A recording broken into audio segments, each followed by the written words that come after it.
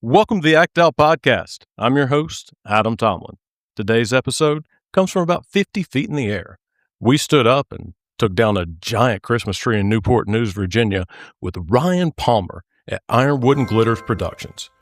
Ryan and I stood up and talked about how his life led him to be able to pursue his happiness 50 feet in the air and all over towns, being able to set up haunted houses and holiday decorations and more. Hope you enjoy this conversation. Roll the tape. We're here in Newport News, right? Yep. When did you set all this up?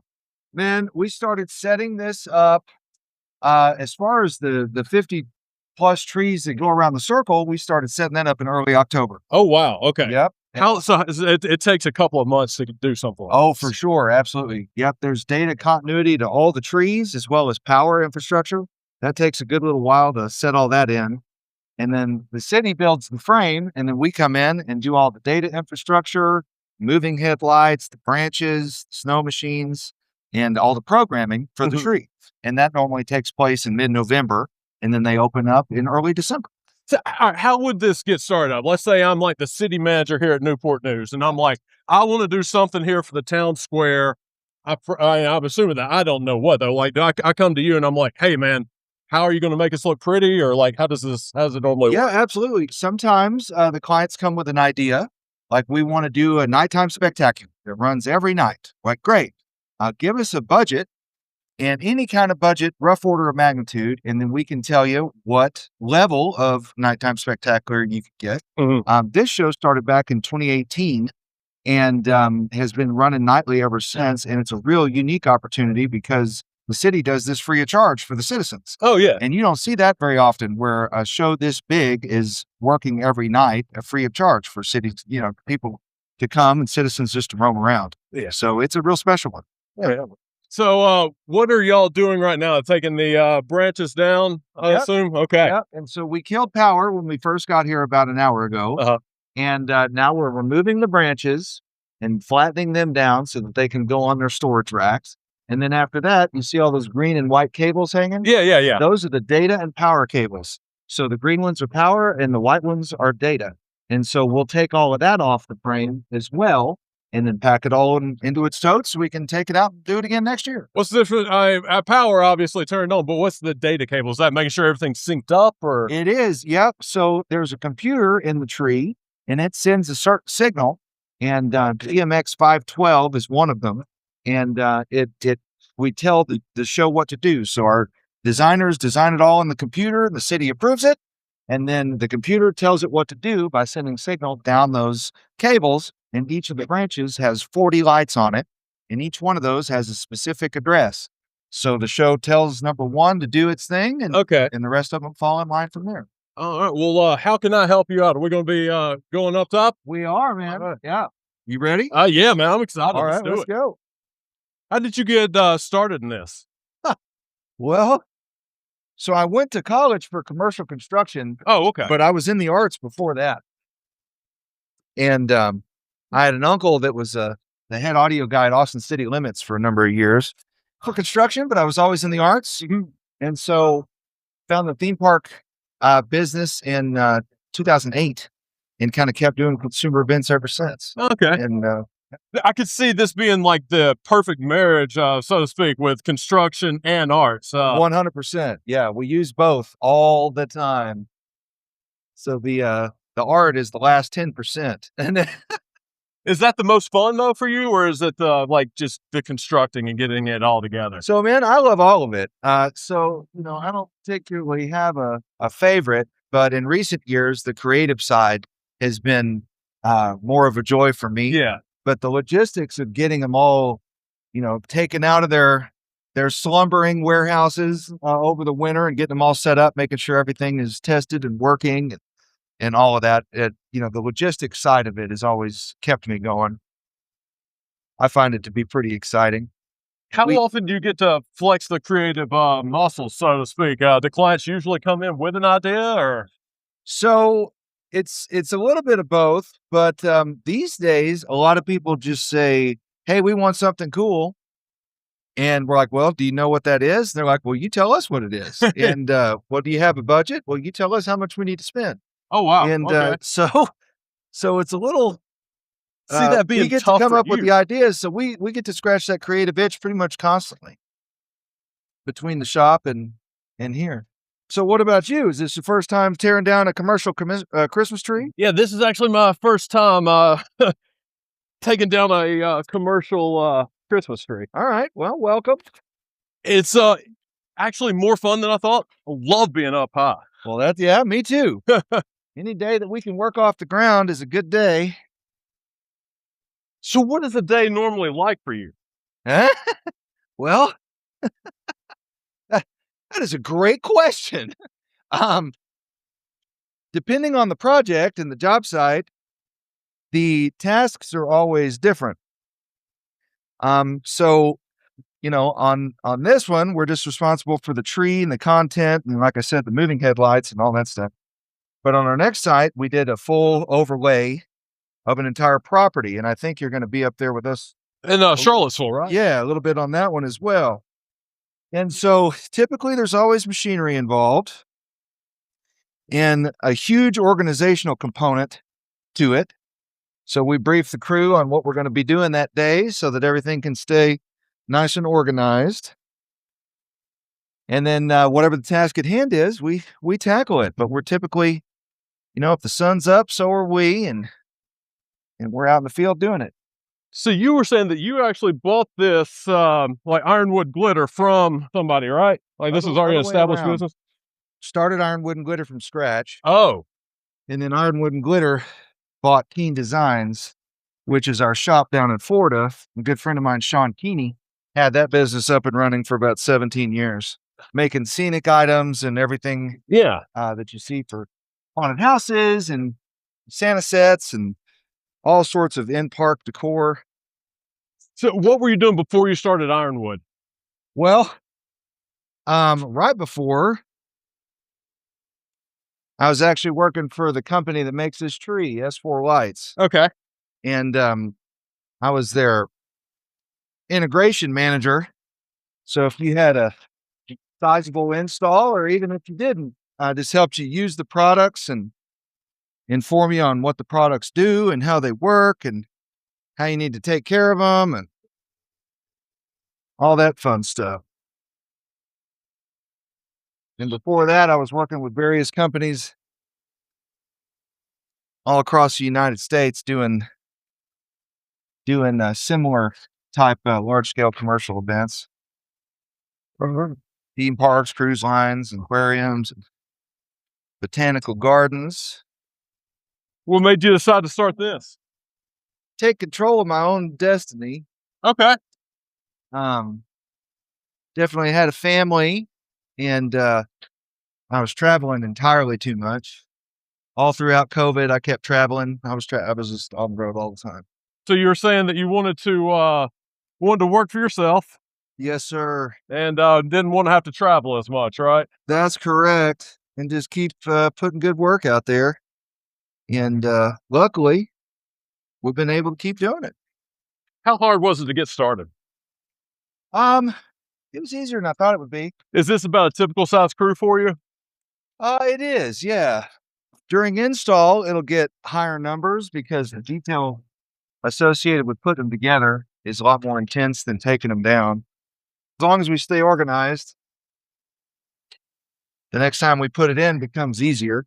But on the end, you're chasing electrical gremlins and all sorts of stuff like that to make sure the show works perfectly, and you got all the digital continuity going, all that fun stuff. I'm assuming the installation takes a lot longer than the deconstruction, right? It does, yeah. We'll probably have this tree down today. Well, that's just because you have me working with you. Oh, right? 100%. Yeah, without you, we'd be nuts. Yeah. And on the end, we took about 3 days to do it, just to make sure that like I said, chase down all those electrical issues, get everything going. So it was a little bit longer, but not too much. And on all the circle trees I was telling you about on the side, we had 10 people out here for that. We were out here about 4 days. What was your very first, like a big display that you did? at Ironwood? Oh man. Well, you talked about how we got started.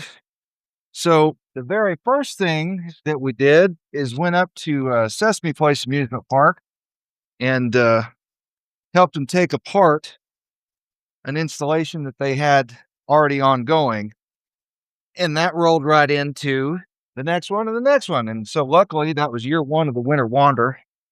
So that came along and got us on our feet, but we were able to start the company without any loans or anything, just off the Oh, that's contract. awesome. Yeah, man. And so we started it off of our own labor. You know, you had said that there were going to be a lot of pros to like opening up your own business and all, but like what was the thing that kind of kept you up at night the most? Like what were you most nervous about? Well, to this day, it's where the next job comes from. Yeah. A lot of the people that operate in the entertainment business are kind of freelancers. They go company to company and to whoever's got the work. It's kind of the same at the company owner level. Like you got to manifest that next job for yourself. So sometimes just go out and tell people that, man, it's really, really nice if you did something out here. Yeah. They're like, you know what? You're right. We should do something. And then sometimes they come to you, like we were talking about before, just off reputation and whatnot. But the hardest thing about starting the company was just deciding to do it. Yeah.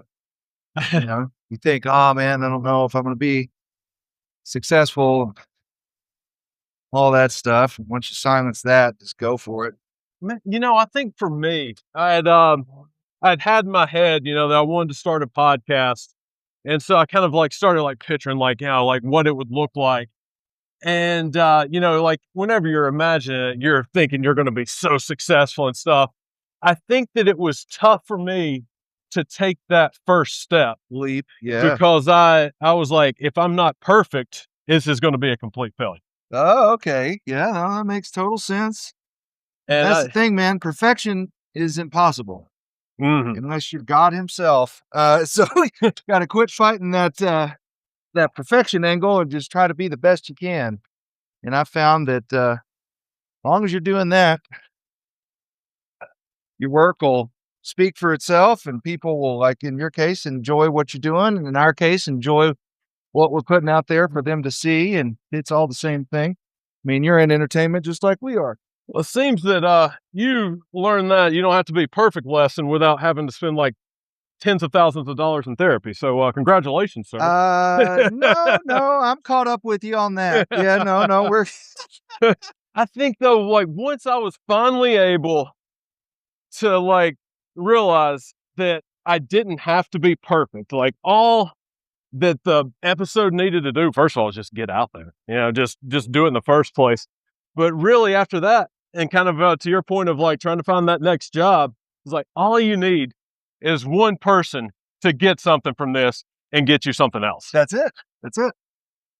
And it's the exposure, and they see you, and they see what you do, and how you do it, and how you care about doing it. And next thing you know, you're on top of the world. there you go, man. So you said that the city actually like built the frame, like down at the bottom. We normally do that at sites we go to, but the city keeps control of that. They own a crane, and it just makes it easier for them to handle that part. Cool. Newport News does seem to be like it's a pretty close community here. It is. It really is. Kind of similar with Williamsburg too. Is that the case? We saw that for the Christmas parade, man. That was one of our favorite things we did all year, as we had a float in that thing, and we were one of the sponsors along with our friends Colony Point Creative, and just had a blast. But you see the whole community coming out, really rallying around the Christmas spirit and seeing all the lights and the floats, just everybody having a good time. Is that your favorite part of doing this job, is to see the people enjoying it afterwards? Oh, dude, absolutely. I mean, man, whenever I think about it, some of my favorite memories of Christmas were going through a light display. Like every December, we would go to the same place and look at all the lights, and that was like, hey, this is Christmas time right now. And like I can imagine you get a lot of joy, like kind of creating those traditions. Oh, that's why I've always done it. Yep, that's been my main motivation. What's your favorite season to decorate for? Between Halloween and Christmas, we do a lot of haunted house work as well. Oh, okay. I And can see that can be fun. yeah, that's just a whole different kind of bug that you get bit by as far as loving to scare people. But it's funny because the people that you're scaring get a sense of joy out of you scaring. So it's, What do you think it is about the adrenaline that comes from it? You think? I think it is. Yeah. People, well, and just escapism, you're not 5 minutes, you're not thinking about, owing taxes or getting your next job or whatever it is that you're worried about. It's like you're just focused on walking Surviving. through and surviving. And gives people that level, like you said, adrenaline's a big part of it too. So, like, whenever you're trying to design a haunted house, how are you like? What's going through your head to try to like elicit some of those jumps and like how are you going to design it? He's talking about this while our hands are on a 50-foot Christmas tree. Yeah. There's an art to scaring people. So, there's emotional scares, startle scares, and a whole bunch of different varieties. I'm very familiar with the emotional scare. Yeah. Yeah, me too. Uh, but, jump scares, and there's an art to hiding it and giving a sense of misdirection. So they'll look the other way and you'll get them from the other direction. And, there's a whole art to it. So once you pick a subject matter, like we're going to do clowns, then charting out the footprint of the whole thing and figuring out how many, if you're going to have actors or not, and just how long you want them to be in there. And then we go to town on scaring them from there. So that's you about designing scares. How do you design whimsy for Christmas? Oh man, that's my favorite part.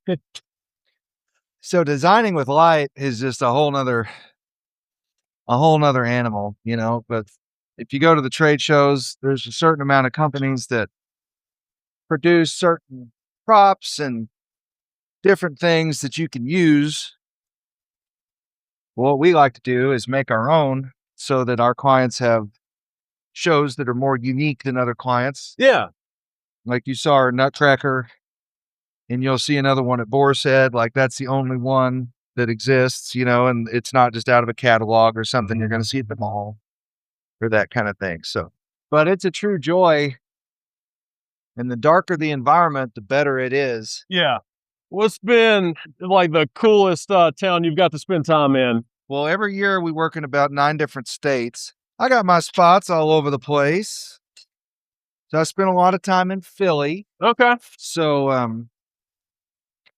I got a whole bunch of stuff to do up there. I've never been to Philadelphia before. Oh man, that's worth the drive. I've heard it was pretty cool.